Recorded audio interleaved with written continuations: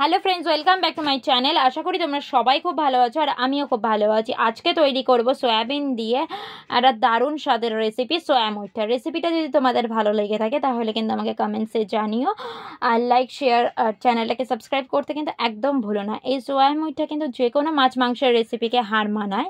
হ্যাঁ, এটা খেতে অত্যন্ত সুস্বাদু হবে। তাহলে চলো রেসিপিটা শেয়ার করা যাক। প্রথমে সয়াবিনগুলোকে আমি নুন দিয়ে ভালো মতো সেদ্ধ করে নিয়েছি। তারপর সয়াবিনগুলোকে আমি ঠান্ডা জলে ধুয়ে নিয়েছি। তারপর সয়াবিনগুলোকে ভালোভাবে চিপে সয়াবিনের মধ্যে থেকে যে জলটা থাকে সেই জলটা ভালো মতো বের করে নিয়েছি, যাতে সয়াবিনের মধ্যে একটু জল না থাকে। এরপর সয়াবিনগুলো একটা মিক্সির জারে দিয়ে একটা কিমার পেস্ট বানিয়ে নিতে হবে, আর পেস্টটা যেন একদম মিহি না হয়, তাহলে কিন্তু খেতে ভালো লাগবে না। এবার এখানে দিয়ে দিচ্ছি সেই পেস্টটার মধ্যে আদা, কাঁচা লঙ্কা, রসুন আমি বেটে রেখেছিলাম সেই বাটাটা, আর দিচ্ছি স্বাদ মতো নুন, চিনি, হলুদ গুঁড়ো, লঙ্কা গুঁড়ো, ধনে জিরের গুঁড়ো, আর সামান্য পরিমাণে পেঁয়াজ কুচি, আর বাইন্ডিংয়ের জন্য দিচ্ছি সামান্য কর্নফ্লাওয়ার। দিয়ে মিশ্রণটাকে ভালোভাবে মেখে নিতে হবে। মিশ্রণটা মাখা হয়ে গেলে আমি মুইঠার আকারে শেপ দিয়ে নিচ্ছি। তারপর কড়াইতে তেল গরম করে হাই টু মিডিয়াম ফ্লেমে মুইঠাগুলোকে আমি ভেজে নিচ্ছি একে একে। সবগুলো মুইঠা আমার ভেজে নেওয়া হয়ে গেছে। এবার আলুগুলোকে আমি নুন হলুদ দিয়ে লাল লাল করে ভেজে নিচ্ছি।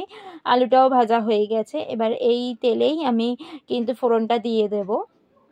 ফোড়নে আমি দিয়েছিলাম একটা তেজপাতা, একটা শুকনো লঙ্কা, একটা এলাচ, সামান্য গোটা জিরে, আর একটু নেড়ে চেড়ে তাতে দিয়ে দিয়েছিলাম মাঝারি সাইজের একটা টুকরো করে রাখা টমেটোটা একটু ভাজা হয়ে গেলে তাতে দিয়েছি আদা, রসুন, পেঁয়াজ, কাঁচা লঙ্কা আমি বেটে রেখেছিলাম, আবার সেই বাটাটা আমি দিয়ে দিয়েছি।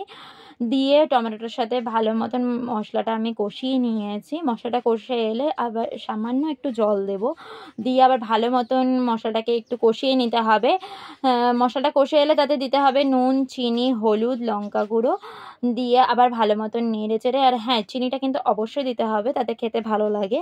মশলাটা ভালো মতন কষে গেলে আমি আগে থেকে ভেজে রাখা আলুগুলো দিয়ে দিলাম মশলার মধ্যে, দিয়ে আবার ভালো মতন নেড়ে চেড়ে মশলাটা আলুর সাথে কষিয়ে নিতে হবে।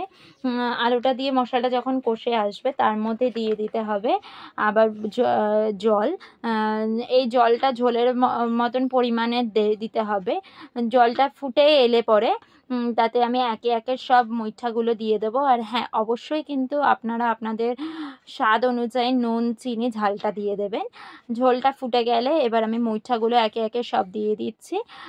এরপর 3 থেকে 4 মিনিট একটু ফুটিয়ে নিয়ে সামান্য ঘি, গরম মশলা দিয়ে ভালো মতো মিশিয়ে নিলে তৈরি আমাদের সয়াবিনের মুইঠা। তাহলে চলো, দেখা হচ্ছে নেক্সট ব্লগ।